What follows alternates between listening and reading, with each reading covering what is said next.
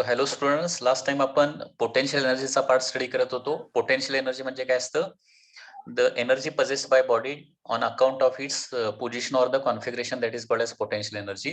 आणि पोटेन्शियल एनर्जीचा basic formula आहे that is du is equal to minus work done by the conservative force. बरोबर आहे ना? Minus work done by the conservative force or it is the work done by the external force. And therefore du म्हणजे काय असणार आहे? Change in potential energy, final potential energy minus initial potential energy. Okay, हे कधीही विसरायचं नाहीये. Final potential energy minus initial potential energy that is equal to काय असणार आहे? चेंज इन पोटेन्शियल एनर्जी असणार आहे.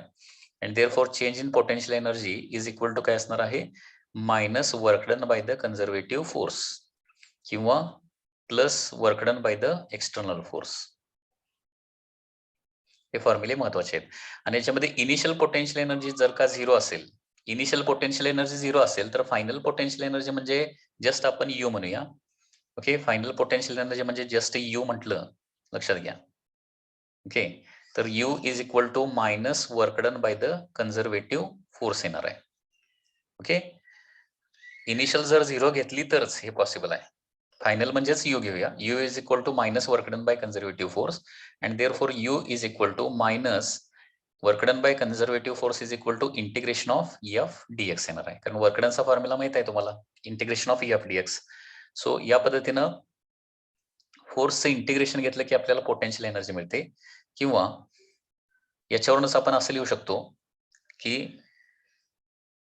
F is equal to minus d by dx असतं. तर हे दोन फॉर्म्युले इम्पॉर्टंट आहेत.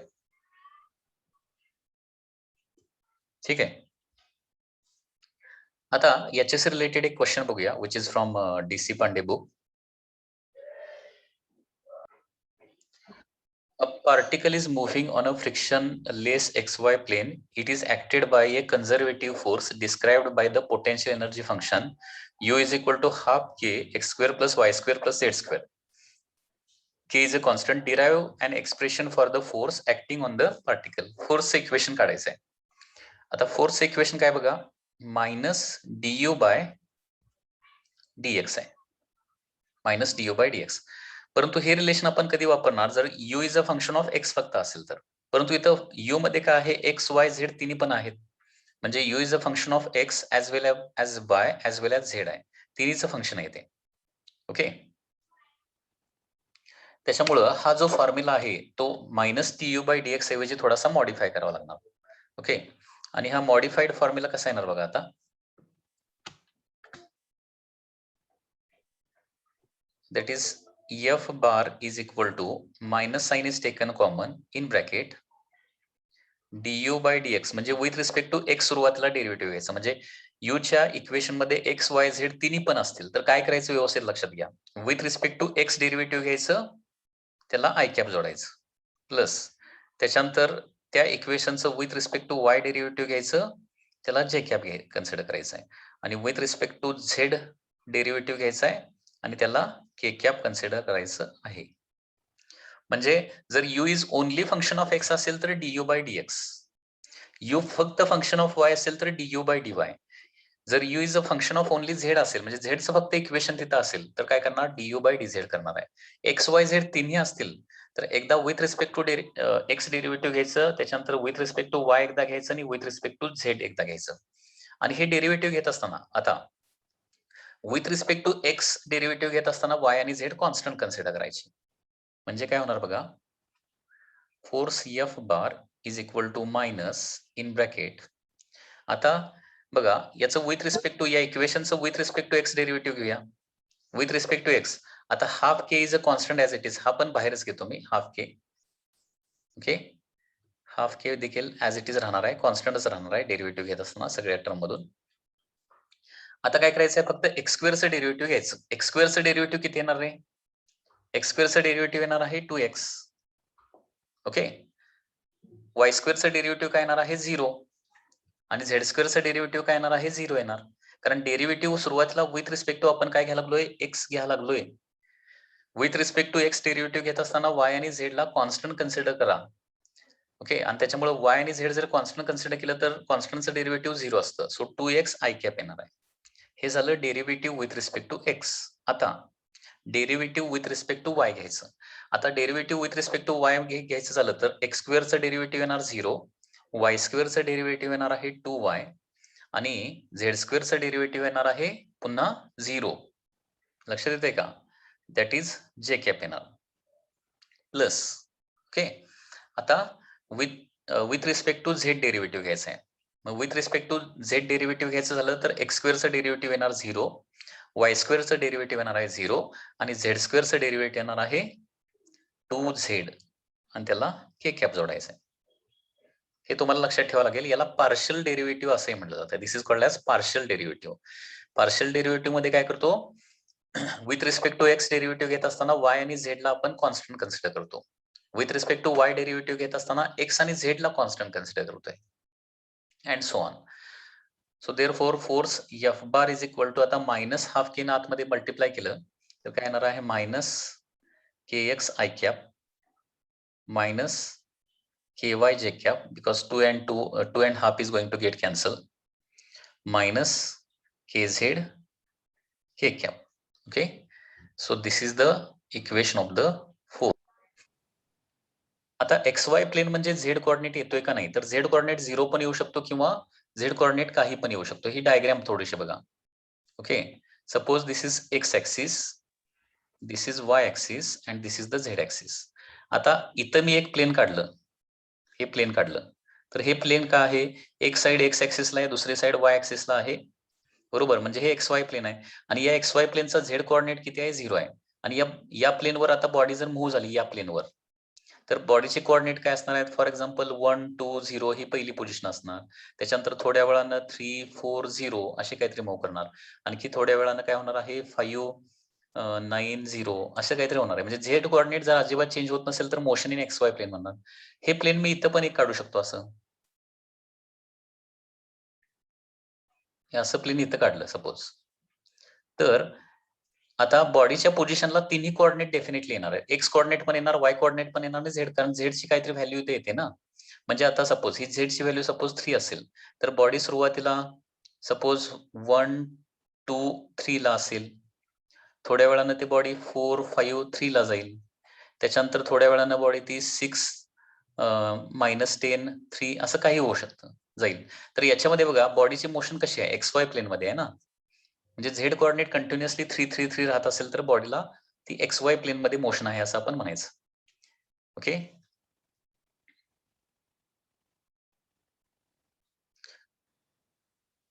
पोटेन्शियल एनर्जी से रिलेटेड आणखी एक क्वेश्चन बघूया. Suppose potential energy is given as, suppose like दिस.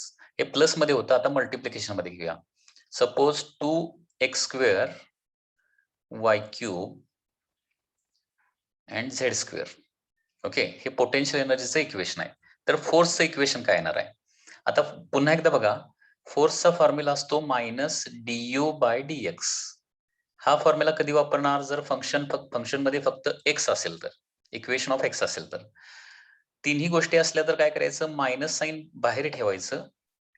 त्याच्यानंतर काय करायचं, एकदा du/dx करायचं आय कॅप, नंतर du/dy करायचं जे कॅप, त्याच्यानंतर du. ऍक्च्युअली डी म्हणण्यापेक्षा इथं स्पेसिफिक वर्ड काय वापरला जातो माहिती आहे का, पार्शियल डेरिव्हेटिव्हला. म्हणजे वाय आणि झेड व्हेरिएबल आहेत, परंतु त्यांना कॉन्स्टंट कन्सिडर करायचं असेल तर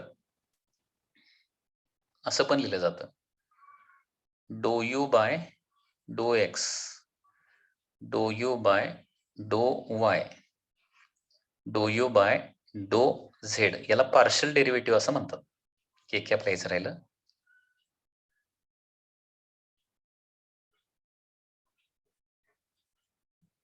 हे जे सिंबल आहे ना, याला काय म्हणलं जातात, डो असं म्हणतो.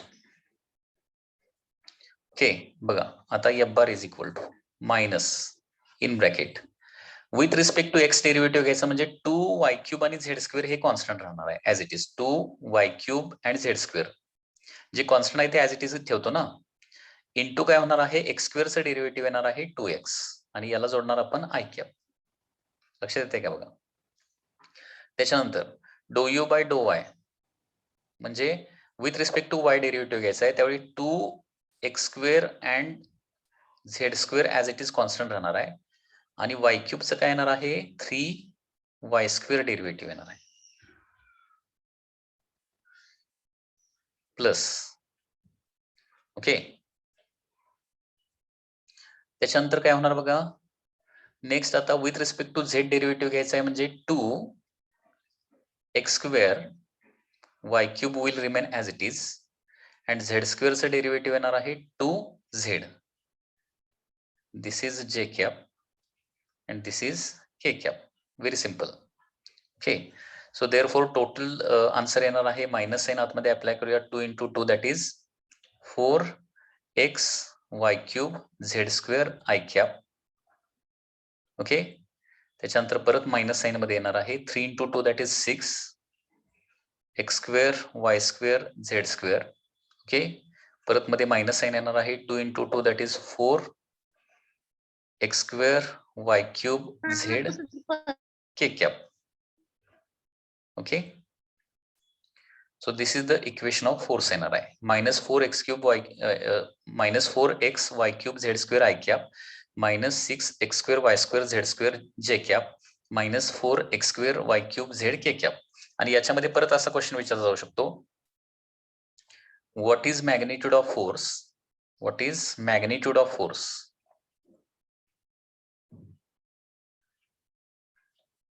What is magnitude of force at 1 1 1 position? 1 1 1 या पोझिशनला मॅग्निट्यूड ऑफ फोर्स किती असणार आहे?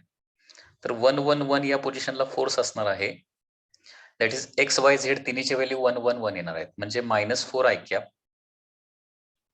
-6 J cap -4 K cap होणार. ओके. आणि याचे मॅग्निट्यूड काढायचे म्हणजे काय करावं लागेल अंडर रूट -4 चा स्क्वेअर 16 -6 चा स्क्वेअर 36 प्लस -4 चा स्क्वेअर 16 येणार आहे. टोटल किती येणार मग आता 36 प्लस 32 म्हणजे अंडर रूट 68 येणार आहे. So this is 8 point something. 8 point something is the magnitude of force at position 1 1 1. आता पोटेन्शियल एनर्जी से रिलेटेड काही इम्पॉर्टंट नोट्स बघूया. Important notes. ओके. या नोट्स काय काय बघा. First thing is that potential energy can be positive negative or zero. Okay.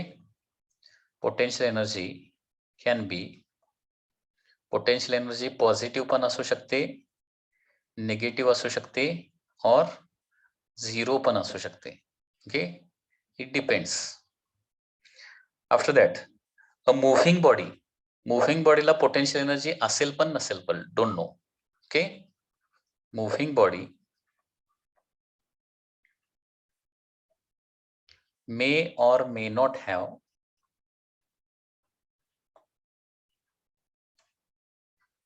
have potential energy.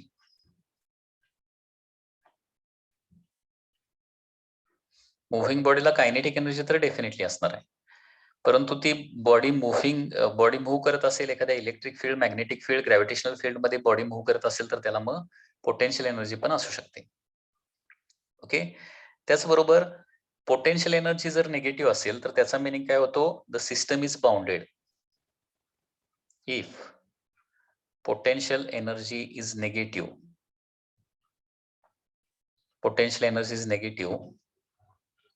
system is bounded असं म्हणतो. म्हणजे थोडक्यात काय असणार आहे त्या सिस्टम मधल्या सगळ्या पार्टिकल मध्ये अट्रॅक्शन असणार आहे म्हणजे अट्रॅक्टिव्ह सिस्टीम असणार आहे ती attractive system.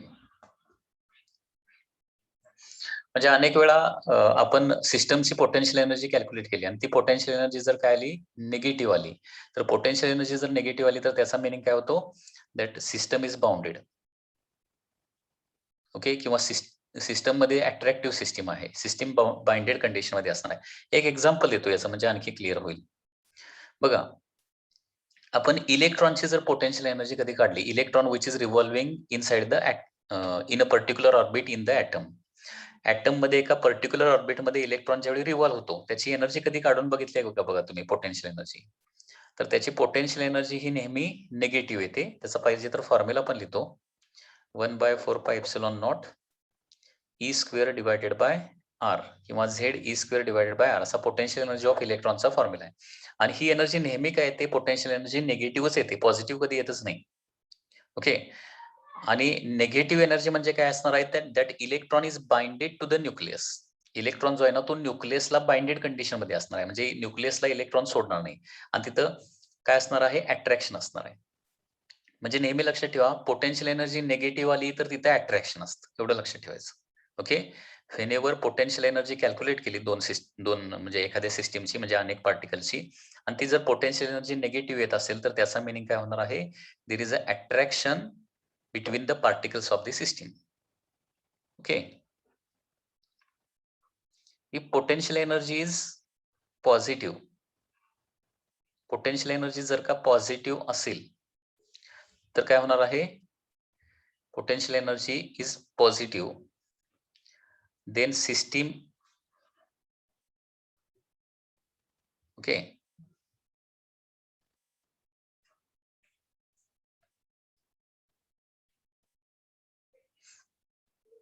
then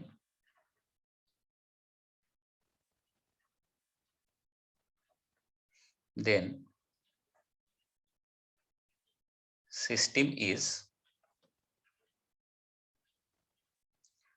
not bounded असं म्हणतो, किंवा सिस्टीम मधल्या पार्टिकल्स मध्ये काय असणार आहे, रिपल्शन असणार आहे. Okay. So it is the repulsive system.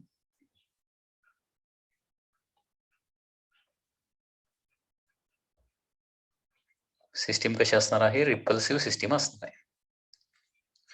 म्हणजे याचा मिनिंग आपण एक प्रोटॉन आणि आणखी एक दुसरा प्रोटॉन असेल, दोन प्रोटॉनची पोटेन्शियल एनर्जी काढली तर ती नेहमी पॉझिटिव्ह होती. प्रोटॉन दोन प्रोटॉन एकमेकांच्या जवळ ठेवली आणि त्यांची पोटेन्शियल एनर्जी काढली तर ती नेहमी पॉझिटिव्हच येते.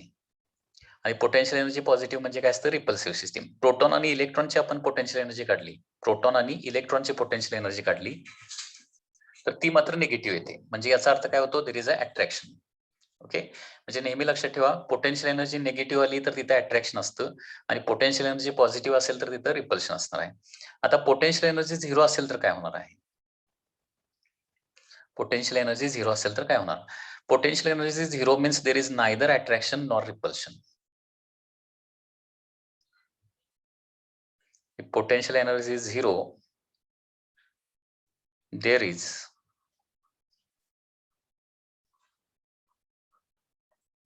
neither attraction nor repulsion. Okay, if potential energy is 0, there is neither attraction nor repulsion. त्याचबरोबर potential energy is defined for the conservative force only. Potential energy non conservative फोर्सची कधीही नसते. Okay. So potential energy is only for conservative force, only for काय असणार आहे, conservative force असणार आहे. Potential energy is only for conservative force and there is no potential energy of non-conservative force.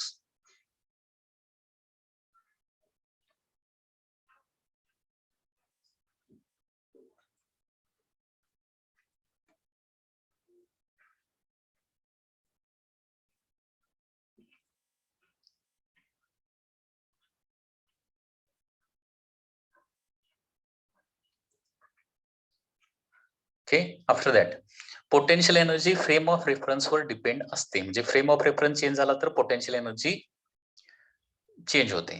Okay. So potential energy depends on, कारण आपण बघितलंय work done हे frame of reference वर डिपेंड असतं. Different types of frame of reference घेतलं तर work done different येणार आहे. So potential energy depends on frame of reference. Different frame of reference मध्ये पोटेन्शियल एनर्जी डिफरंट येणार आहे. परंतु इथे एक सगळ्यात महत्वाची गोष्ट आहे, change in potential energy does not depend on frame of reference.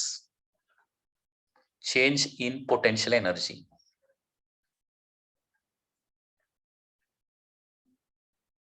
doesn't depend on frame of reference. Potential energy change in potential energy मात्र फ्रेम ऑफ रेफरन्सवर डिपेंड नसते. या दोन गोष्टी व्यवस्थित लक्षात ठेवा. पोटेन्शियल एनर्जी फ्रेम ऑफ रेफरन्सवर डिपेंड असते, परंतु चेंज इन पोटेन्शियल एनर्जी मात्र फ्रेम ऑफ रेफरन्सवर डिपेंडंट नसते. ओके, तर हे काही पॉइंट्स आहेत, हे तुम्हाला व्यवस्थित लक्षात ठेवावे लागणार आहेत. ओके,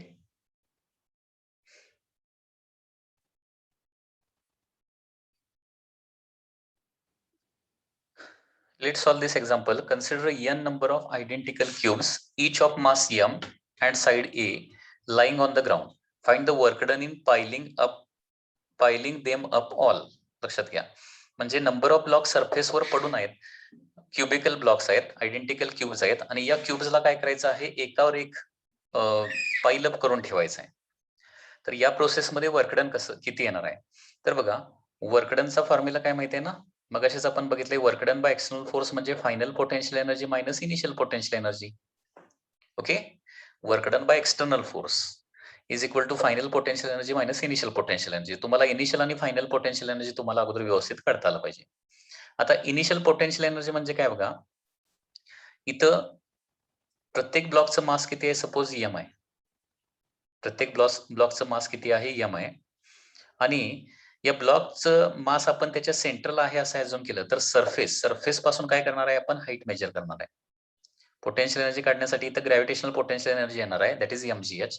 मग एका ब्लॉकची पोटेन्शियल एनर्जी किती येणार बघा, मास असणार आहे m, g is the acceleration due to gravity, आणि ते मास सरफेस पासून किती डिस्टन्सला असणार आहे, a/2. फिर a is the side of each block, एका साइडचं एक साइड जी आहे ती ए ची आहे, लक्षात घ्या. सो इनिशियल पोटेन्शियल एनर्जी एका ब्लॉकची किती येणार आहे, mg a/2, आणि n ब्लॉकची किती येणार, मग n इंटू mg a/2 येणार आहे. लक्षात आलं का बघा. So this is the initial potential energy. पुन्हा एकदा सांगतोय, सगळे ब्लॉक सुरुवातीला सरफेसवर आहेत. सगळ्या ब्लॉकची इनिशियल पोटेन्शियल एनर्जी म्हणजे ते सरफेसवर असताना, सगळे ब्लॉक सरफेसवर असतानाची पोटेन्शियल एनर्जी, म्हणजे एका ब्लॉकची पोटेन्शियल एनर्जी इंटू n येणार आहे. एका ब्लॉकची पोटेन्शियलचा फॉर्म्युला आपण इथं वापरणार mgh. ओके, प्रत्येक ब्लॉकचं पोटेन्शियल एनर्जी काढायची म्हणजे प्रत्येक ब्लॉकचं मास किती आहे, m, acceleration due to gravity g, आणि h काय घ्यायचं, तर h म्हणजे सेंटर ऑफ मासची हाईट घ्यायची असते, नेहमी लक्षात ठेवा, सेंटर ऑफ मासची हाईट. ओके, म्हणजे या ब्लॉकची हाईट जर ए असेल, टोटल हाईट ए असेल, तर सेंटर ऑफ मास कुठं असणार, a/2 ला असणार. सो एका ब्लॉकची पोटेन्शियल एनर्जी येणार आहे mg a/2 into n. So this is the initial potential energy. Final potential energy बघा, आता सगळे ब्लॉक एकावर एक या पद्धतीने जर रचून ठेवले तर बघा मास किती होणार आहे, nm एवढं मास होणार, acceleration due to gravity g, आणि हाईट म्हणजे पुन्हा एकदा बघा, हाईट कुणाची घ्यायची असते सांगितलं मी, सेंटर ऑफ मासची हाईट घ्यायची असते. बघा आता एकूण हाईट किती होणार इथं, एकूण हाईट, तर एका ब्लॉकची हाईट आहे a, असे एकावर एक अनेक ब्लॉक ठेवले तर na एवढी एकूण हाईट होणार आहे. आणि या सगळ्या ब्लॉकचा सेंटर ऑफ मास कितीला असणार आहे, na/2 ला असणार आहे, na/2 ला असणार आहे. त्याच्यामुळे हाईट घ्यावी लागणार na/2. म्हणजे एक गोष्ट इथं नेहमी लक्षात ठेवा, नोट डाऊन करून ठेवा, युनिफॉर्मली शेप्ड बॉडी असेल, युनिफॉर्मली शेप्ड बॉडी असेल तर हाईट म्हणजे कशाची हाईट घ्यायची असते, त्या बॉडीची सेंटर ऑफ मासची हाईट घ्यायची असते, कारण त्याचा मास जे आहे ते बॉटम पासून टॉप एंड पर्यंत सगळीकडे डिस्ट्रीब्युट झालेला आहे मास, बरोबर आहे ना.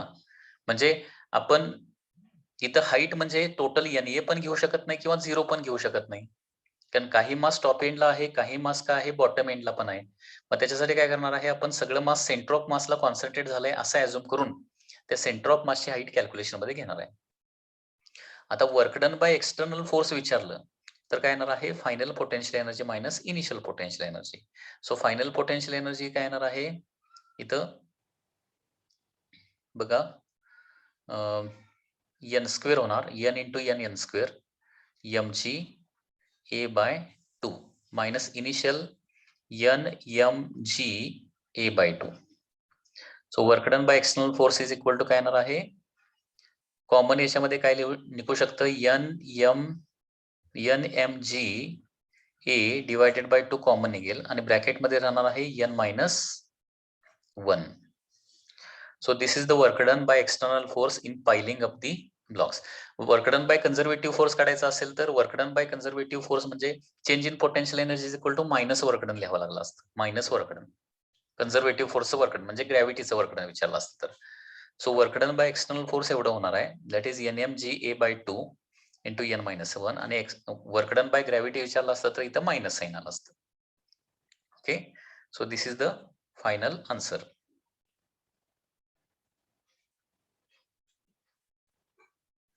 आणखी एक्झाम्पल घेऊया. Question is like this. Suppose there is a chain of mass m and length L, and this chain is hanging from a rigid support like this. Hanging vertically. याचा मास किती आहे, m आहे आणि लेंथ किती आहे, L एवढी length आहे. Mass m and length L. It is hanging from a rigid support. आता काय करायचं आहे, क्वेश्चन आहे what is the work done by external force in lifting the lower end and touching to the rigid support. म्हणजे बॉटमचं जे end आहे ते काय करायचं आहे, लिफ्ट करायचं आहे आणि ते काय करायचं आहे, जिथं बांधलेलं आहे त्या रोपला तिथं नेऊन काय करायचं आहे, टच करायचं आहे. तर या प्रोसेसमध्ये वर्क डन किती होणार आहे. ओके, बघा, in this process how much is the work done by external agency. नेहमी लक्षात ठेवा, work done by conservative force विचारलं तर इनिशियल मायनस फायनल करायचं. हे बघा, दोन गोष्टी आहेत तिथं. Work done by conservative force विचारलं तर initial potential energy minus final potential energy करायचं, हे विसरायचं नाही. आणि work done by external force विचारलं ते क्वेश्चन मध्ये बघायचं काय दिलंय, final potential energy minus initial potential energy करायचं. लक्षात आलं, या पद्धतीने हे लक्षात ठेवा. हा, तर इथं work done by external agency विचारलंय, so that lower end is lifted and it is touch to the rigid support. तर बघा, इनिशियल पोटेन्शियल एनर्जी काढूया. इथं इनिशियल पोटेन्शियल एनर्जी म्हणजे नेहमीप्रमाणे मी तुम्हाला सांगितलंय. ओके, काय सांगितलंय, आता रेफरन्स काय घेतोय त्याच्यावर पोटेन्शियल एनर्जी डिपेंड आहे. रेफरन्स काय करूया, टॉप सरफेस हा रेफरन्स घेऊया. इथून आपण हाईट मेजर करणार आहे, हा रेफरन्स घेणार आहे. युनिफॉर्मली शेप्ड बॉडी असेल तर मास कुठं कॉन्सन्ट्रेट झालेला असते असं ऍझ्युम करायचं, त्याच्या सेंटरला. म्हणजे आता ही हाईट किती येणार बघा, ही हाईट येणार आहे L/2 आणि ते हाईट प्लस येणार का मायनस येणार हे पण महत्वाचं आहे, लक्षात घ्या, नाहीतर कॅल्क्युलेशन रॉंग येते. म्हणजे आपण रेफरन्स जो घेतलाय ना त्याच्या खाली सेंटर ऑफ मास असेल तर हाईट मायनस घ्यायची, आणि जो रेफरन्स घेतलाय ना त्याच्या वर जर काय असेल, हाईट असेल, रेफरन्स जो घेतलाय ना त्याच्या वर जर काय असेल, बॉडी असेल, तर काय करायचं, हाईट पॉझिटिव्ह घ्यायची. सो इनिशियल पोटेन्शियल एनर्जी येणार आहे, मास तर m येणार आहे, acceleration due to gravity g येणार आहे आणि हाईट किती येणार आहे, मायनस L/2. लक्षात आलं का बघा. सो इनिशियल पोटेन्शियल एनर्जी येणार आहे minus mgL/2. So this is the initial potential energy. आता फायनल पोटेन्शियल एनर्जी बघा, पुन्हा एकदा मास तर काय चेंज होणार नाही, मास तेवढंच राहणार आहे, परंतु आता सेंटर ऑफ मास कुठे येणार बघा, इथे येणार सेंटर ऑफ मास, दोघांचा मिळून इथं सेंटर ऑफ मास येणार. आणि हे किती डिस्टन्सला असणार, आता L/2 च परत हाफ L/4. ओके, रेफरन्सच्या खाली L/4 ला काय असणार, सेंटर ऑफ मास असणार आहे. सो फायनल पोटेन्शियल एनर्जी येणार आहे mg. ओके, मास तर तेवढंच, जी पण तेवढंच, फक्त सेंटर ऑफ मास काय होणार आहे, चेंज होणार आहे. जो सेंटर ऑफ मास इथं होता तो सेंटर ऑफ मास काय होणार आहे, इथं जाणार आहे आता. सो रेफरन्स पासूनची हाईट किती येणार आहे, मायनस L/4 येणार आहे. आणि work done by external agency मग किती होणार बघा, that is final minus initial.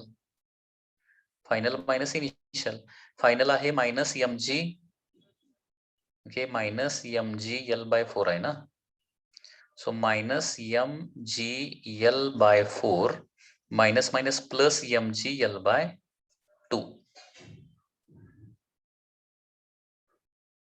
Okay, so work done by external force is equal to mg L common निघेल, आणि ब्रॅकेटमध्ये काय राहणार आहे 1/2 पॉझिटिव्ह टर्म अगोदर लिहितो -1/4 म्हणजे work done by external agency येणार आहे mg L/4 कारण 1/2 म्हणजे 2/4 2/4 - 1/4 म्हणजे 1/4 होणार. So this is the work done by external agency. Positive आली आहे बघा. आणि हेच वर्क डन बाय ग्रॅव्हिटी विचारलं असतं. कन्झर्वेटिव्ह फोर्स म्हणजे ग्रॅव्हिटी येणार ना. वर्क डन बाय ग्रॅव्हिटी विचारलं असतं तर काय झालं असतं तर इनिशियल मायनस फायनल केलं असतं. इनिशियल मायनस फायनल हे लक्षात ठेवा. So initial minus final answer हेच आलं असतं फक्त साइन मायनस आलं असतं -mg/L/4 हे लक्षात ठेवा. ओके. तर या पद्धतीने हे कॅल्क्युलेशन येणार आहे आणि हे पण लॉजिकली आहे की एखादी बॉडी खालून वर गेली तर वर्क डन बाय ग्रॅव्हिटी काय होतं निगेटिव्ह होतं. सो मायनसच घ्यायला पाहिजे ते -mg/L/4 work done by gravity.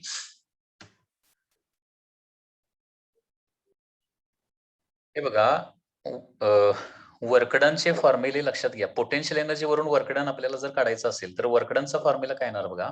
एक तर इनिशियल मायनस फायनल करायचं किंवा फायनल मायनस इनिशियल हे डिपेंड्स अपॉन द फोर्स आहे. बघा हे कधीच विसरायचं नाही. याच्यामध्ये कन्फ्युजन होऊ शकते पण हे असंच लक्षात ठेवा. वर्कडन बाय एक्सटर्नल फोर्स जर काढायला सांगितलं ते क्वेश्चन मध्ये स्पेसिफिकली दिलेलं असते. वर्कडन बाय एक्सटर्नल फोर्स म्हणजे नेहमी काय करायचं final potential energy minus initial potential energy करायचं. आणि work done by conservative force म्हणजे त्या केसमध्ये कुठला तरी कन्झर्वेटिव्ह फोर्स असणार आहे.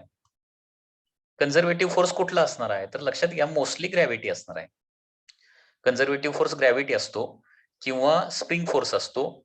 बाकीचे कुठले असतात बघा ग्रॅव्हिटेशनल फोर्स असतो किंवा स्प्रिंग फोर्स असतो किंवा इलेक्ट्रोस्टॅटिक फोर्स असतो. हे आहेत कन्झर्वेटिव्ह फोर्सेस. म्हणजे ते एक्झाम्पल आलं की तुम्हाला लक्षात येईल की कन्झर्वेटिव्ह फोर्स कुठला आहे. ठीक आहे. तर कन्झर्वेटिव्ह फोर्सचं वर्क डन क्वेश्चन मध्ये विचारलं म्हणजे वर्क डन बाय ग्रॅव्हिटी विचारलं किंवा work done bye spring force विचारलं किंवा work done bye electrostatic force विचारलं तर तिथं मात्र काय करायचं आहे initial potential energy minus final potential energy करायचं आहे. हे नेहमी लक्षात ठेवा. हे विसरायचं नाही. ओके. आणखी एक सिंपल क्वेश्चन बघूया आपण. Like this. A rod of mass m and length L is initially lying on the surface. Potential एनर्जीचा वापर करून वर्क डन काढायचा आहे बघा. A rod of mass m and length L. Mass m आहे आणि त्याची लेंथ किती आहे L आहे. Which is lying on the surface. ठीक आहे. आणि आता काय केलं इट इज मेड व्हर्टिकल. म्हणजे आडवा होता तो उभा केलेला आहे फक्त. या प्रोसेसमध्ये वर्क डन किती होणार? वर्क डन बाय ग्रॅव्हिटी काढूया आपण आता. कारण बॉडी ज्यावेळी खालून वर जाते त्यावेळी काय होणार ग्रॅव्हिटीमुळे काहीतरी वर्क डन होणार आहे. तर आता ग्रॅव्हिटीनं होणार वर्क डन म्हणजे काय येणार आहे कन्झर्वेटिव्ह फोर्सनं होणार वर्क डन. मग काय करायचं इथं इनिशियल मायनस फायनल करायचं. लक्षात येत आहे. तर बघा आता इथं इनिशियल पोटेन्शियल एनर्जी किती होणार आहे बघा. क्वेश्चनला अगोदर लक्षात आलं का कुठलं वर्क डन काढायचं आहे. हे बघा क्वेश्चनचं डिस्क्रिप्शन इथे लिहितो.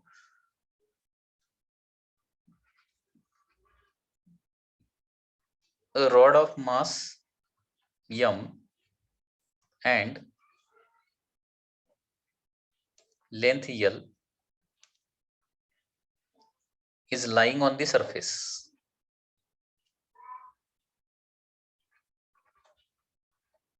Is lying on surface and it is held vertical now with bottom end touching the ground. Okay. तर या प्रोसेस मध्ये काय कॅल्क्युलेट करायचं आहे work done by the gravitational force काढायचा आहे. Work done by gravity. Work done bye gravitational force. Work done bye gravitational force काढायचं आहे. Okay. Work done bye gravitational force कसं येणार बघा. तर याच्यामध्ये तुम्हाला इनिशियल पोटेन्शियल एनर्जी काढायची आहे. इनिशियल पोटेन्शियल एनर्जी काय येणार आहे 0. कारण कंप्लीट मास जे आहे ते सरफेसवरच आहे. आता हा रेफरन्स आपण घेणार आहे. बॉटम सरफेस म्हणजे रेफरन्स घेणार जिथून आपण हाईट मेजर करणार आहे. तर कंप्लीट मास सरफेसवर असल्यामुळे हाईट काय येणार आहे 0 येणार आहे. Therefore initial potential energy is equal to 0. आणि फायनल पोटेन्शियल एनर्जी किती येणार आहे mass m, acceleration due to gravity g आणि हाईट म्हणजे काय घ्यायचं असतं म्हणून मी सांगितलंय रॉड, चेन किंवा रोप वगैरे जर काय असेल तर ते मास कुठं आहे असं ॲझ्युम करायचं त्याच्या सेंटर ऑफ मासला. मग त्याच्यामुळे हाईट कोणाची घ्यायची आहे? सेंटर ऑफ मासची घ्यायची आणि ती किती येणार आहे? L/2. रेफरन्सच्या वर असेल तर हाईट काय करायची? पॉझिटिव्ह घ्यायची. नेहमी लक्षात ठेवा. आणि रेफरन्सच्या खाली जर हाईट असेल ना तर काय करायचं? निगेटिव्ह घ्यायचं. कारण इनिशियल फायनल काढत असताना एकच रेफरन्स आपल्याला ॲझ्युम करायचा आहे. वेगळे रेफरन्स कन्सिडर करायचे नाहीयेत. सो mg हाईट येणार आहे L/2. So this is the final potential energy.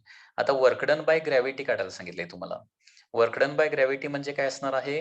Initial potential energy minus final potential energy. तर 0 मायनस काय येणार आहे? mg L/2. So work done by gravity होणार आहे minus mg L/2. So this is the work done by gravity.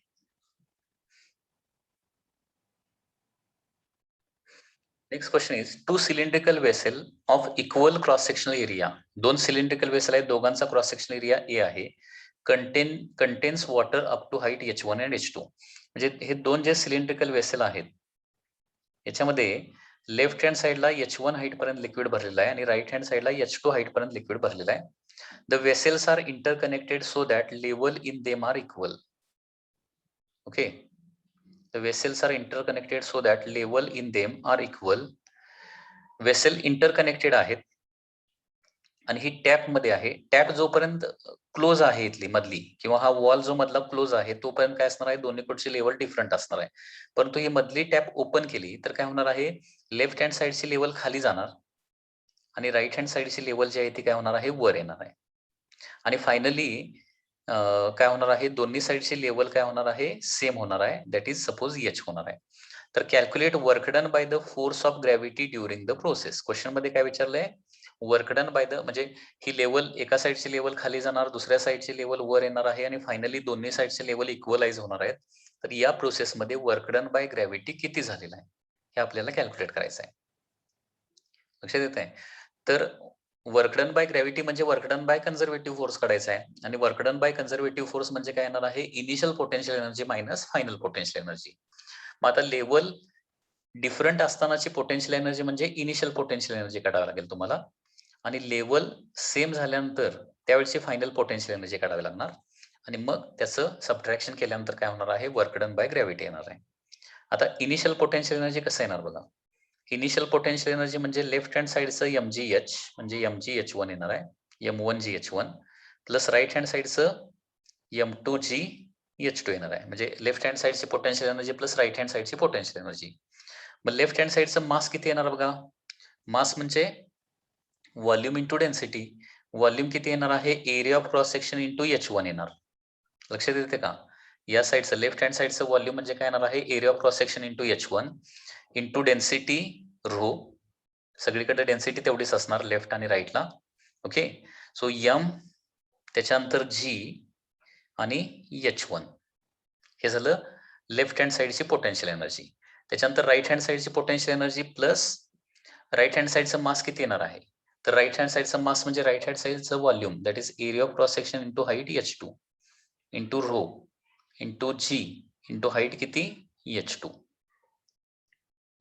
Sorry, height H1च घेऊन चालणार नाही आपल्याला. सॉरी, हाईट म्हणजे कुणाची हाईट घ्यावी लागेल? सेंटर ऑफ मासची हाईट. सेंटर ऑफ मासची हाईट म्हणजे H1/2 करावं लागेल. सॉरी, आणि इथं देखील काय करावं लागेल? H2/2 करावं लागणार. हाईट घेताना नेहमी सेंटर ऑफ मासची हाईट घ्यायची हे लक्षात ठेवा. अदरवाईज कॅल्क्युलेशन रॉंग होऊ शकतं. H1/2 आणि इथं होणार आहे H2/2. कारण लेफ्ट हँड साइडचा सेंटर ऑफ मास H1/2 ला असणार, राईट हँड साइडचा सेंटर ऑफ मास H2/2 ला असणार आहे. म्हणजे या पद्धतीनं इनिशियल पोटेन्शियल एनर्जी फायनली किती येणार बघा. याच्यामध्ये कॉमन काय निघू शकेल? A rho g/2 कॉमन निघू शकेल. A rho g/2. A rho g divided by 2 common येईल आणि इथे राहणार आहे that is H1 square plus H2 square. So this is the initial potential energy. लक्षात आले का बघा? Initial potential energy A rho g/2 H1 square plus H2 square. त्याच्यानंतर आता फायनल पोटेन्शियल एनर्जी म्हणजे आता दोन्ही साइडची लेवल सेम झालेली आहे म्हणजे एका साइडची पोटेन्शियल एनर्जी काढायचं आणि त्याचं डबल करायचं. सो 2 टाइम्स mgh बरोबर आहे ना. 2 टाइम्स होणार म्हणजे लेफ्ट हँड साइडची प्लस राईट हँड साइडची 2 टाइम्स. मास किती? Area of cross section into height होणार आहे फायनली h ना. Area of cross section into height h हे झालं व्हॉल्यूम इंटू डेन्सिटी म्हणजे मास झालं इंटू g इंटू हाईट किती घ्यायची इथं? हाईट ऑफ सेंटर ऑफ मास म्हणजे h/2 घेणं. लक्षात आलं? दॅट इज 2 टाइम्स असं होणार आहे. 2 to get cancel here. Therefore काय येणार आहे? a rho g into h square येणार आहे. a rho g into h square. आता बघा इकडची हाईट h1 आणि इकडची हाईट h2 असेल आणि दोन्ही साईडचं एरिया ऑफ क्रॉस सेक्शन जर सेम असेल तर फायनल हाईट किती होणार आहे? फायनल हाईट बरोबर या दोघांचा मीन येणार h1 आणि h2 चा मीन. तर हे देखील लक्षात ठेवा. फायनल हाईट जी होणार आहे दोन्ही साईडची लेवल सेम झाली तर फायनल हाईट h1 म्हणजे काय असणार आहे? h1 plus h2 divided by 2 असणार आहे. So final potential energy is equal to a rho g h1 plus h2 by 2 चा square. So h1 plus h2 याचा ब्रॅकेट स्क्वेअर डिवायडेड बाय काय येणार आहे? 4 येणार आहे. Divided by 4. So this is the final potential energy. Initial आणि final potential energy लक्षात आली का बघा? या पद्धतीने इनिशियल फायनल येणार आहे. आता वर्क डन बाय ग्रॅव्हिटी विचारले. वर्क डन बाय ग्रॅव्हिटी म्हणजे येणार आहे initial potential energy minus final potential energy. So initial आहे a rho g by 2 h1 square plus h2 square minus final आहे a रो g बाय 4 लिहितो h1 plus h2 bracket square आहे.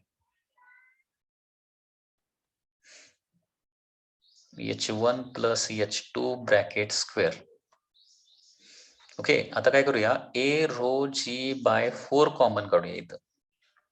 a rho g by 4 a rho g by 4 common काढलं तर पहिल्या टर्मला 2 न multiply करायला पाहिजे म्हणजे 2h1 square plus 2h2 square होणार आणि दुसऱ्या टर्म मध्ये काय राहणार आहे? Minus in bracket h1 plus h2 bracket square राहणार आहे. म्हणजे त्याचा एक्सपान्शन येतो h1 square plus h2 square plus 2h1 h2 राहणार आहे.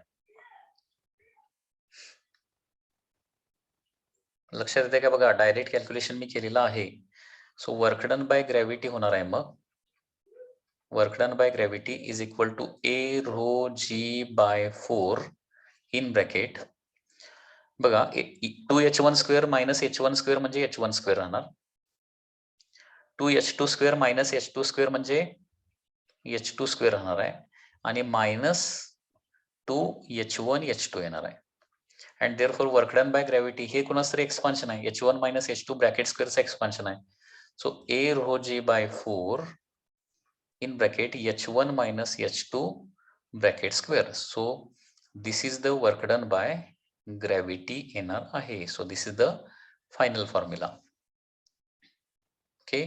So this is the final formula. Work done by gravity.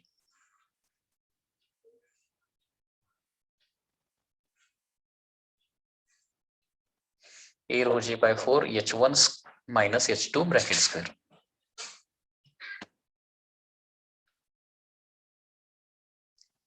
Question पुन्हा एकदा बघा. 2 सिलेंड्रिकल वेसल आहेत. एकामध्ये h1 हाईटला लिक्विड आहे आणि दुसऱ्यामध्ये h2 हाईटला लिक्विड आहे. मध्ये ही जी टॅप आहे ती क्लोज्ड आहे. आता ही टॅप ओपन केल्यानंतर काय होणार आहे? फर्स्ट सिलेंडर मधून सेकंड सिलेंडर मध्ये काय होणार आहे? वॉटर फ्लो चालू होणार आणि वॉटर फ्लो कधीपर्यंत चालू राहणार? जोपर्यंत दोन्ही साईडची लिक्विड लेवल सेम होत नाही तोपर्यंत. आणि दोन्ही साईडचे लिक्विड लेवल सेम झालाय की वॉटर फ्लो थांबणार आहे. तर या प्रोसेस मध्ये विचारलंय की वर्क डन बाय ग्रॅव्हिटी किती असेल?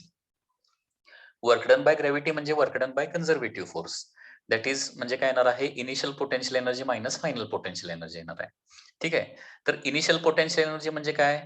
लेफ्ट सिलेंडर मध्ये असणाऱ्या वॉटरची पोटेन्शियल एनर्जी आणि राईट सिलेंडर मध्ये असणाऱ्या वॉटरची किंवा लिक्विडची पोटेन्शियल एनर्जी. आता पोटेन्शियल एनर्जीचा फॉर्म्युला इथं असं लिहूया. m2gh2 लिहिण्यापेक्षा आपण असं करूया. mgh of the left vessel plus mgh of right vessel असं करूया. mgh of first vessel plus mgh by second vessel. आता इथं या एम जी आणि एचच्या रिस्पेक्टिव्ह व्हॅल्यूज तुम्हाला व्यवस्थित ठेवता आल्या पाहिजे.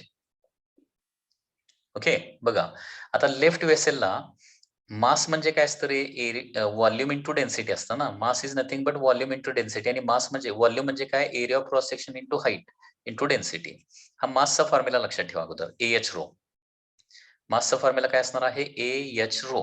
आता बघा, लेफ्ट हँड साइडचा मास AH1 इंटू रो होणार. बरोबर आहे ना? लेफ्ट हँड साइडचा mass into g as it is. आणि लेफ्ट हँड साइडची पोटेन्शियल एनर्जी काढत असताना हाईट कुणाची घ्यायची असते रे? सेंटर ऑफ मासची हाईट. मग लेफ्ट हँड साइडला हाईट किती आहे? H1 आहे ना. मग सेंटर ऑफ मास किती येणार? H1/2 ला येणार.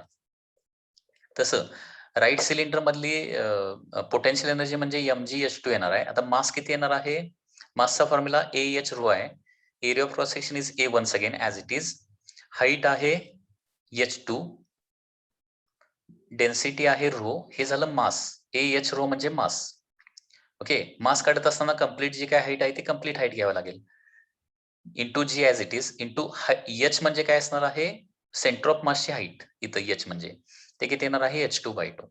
आणि याच्यामध्ये A रो G/2 कॉमन निघेल. तर ब्रॅकेटमध्ये काय राहणार आहे? H1 into H1 H1 square आणि H2 इंटू H2 म्हणजे H2 स्क्वेअर ब्रॅकेटमध्ये राहणार आहे. So this is the initial potential energy.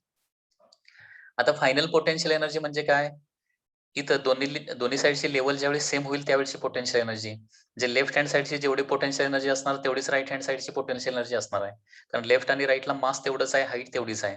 So 2 times mgh येणार आहे. आता 2 टाइम्स रिस्पेक्टिव्ह व्हॅल्यूज ठेवाव्या लागतील. एरिया ऑफ क्रॉस सेक्शन किती आहे? Aच आहे. फायनल हाईट होणार आहे H इंटू रो. हे झालं मास तुमचं.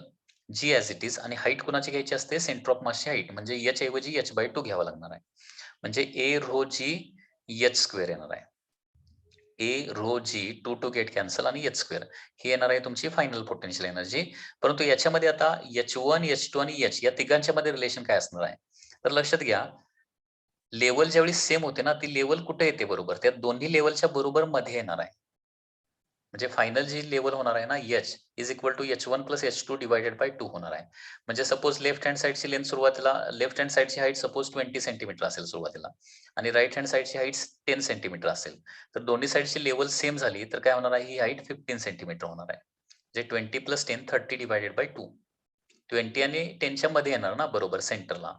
पण हे कधी होतंय? दोन्ही सिलिंडरचा area of cross section same असेल तर. म्हणजे इकडचा जेवढा एरिया आहे तेवढाच जर इकडचा एरिया असेल तरच काय होणार आहे? ही फायनल हाईट जी आहे ना ती H1 plus H2 divided by 2 होणार.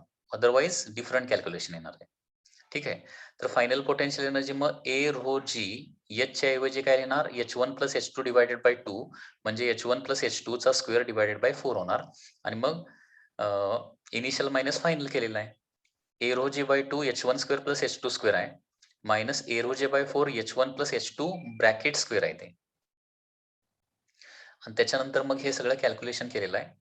A रो G/4 कॉमन काढलं आणि कॅल्क्युलेशन केल्यानंतर वर्क डन बाय ग्रॅव्हिटीचा फायनल फॉर्म्युला येणार आहे. A rho G/4 H1 minus H2 bracket square.